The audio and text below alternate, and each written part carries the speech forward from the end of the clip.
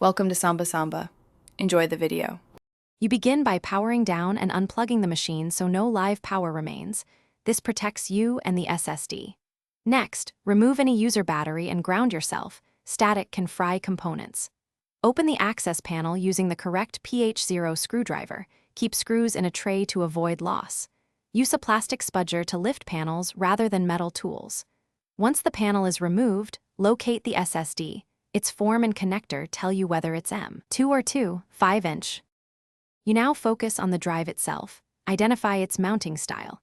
If it's a 5-inch SATA SSD, unscrew the bracket and gently slide the SATA power/data connector straight out. Avoid rocking motions.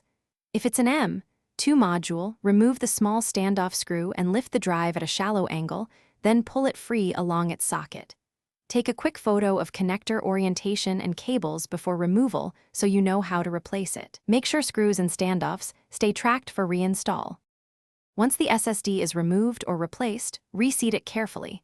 Align pins and connectors, fasten screws just snug, and reattach the battery and power. Boot into BIOS or OS to confirm the drive appears. You should see model and capacity. If it's not detected, power down and verify seating and cable orientation, check BIOS storage mode, and try a different SATA port or adapter.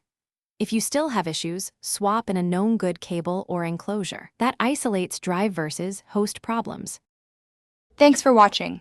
Consider subscribing if we helped you.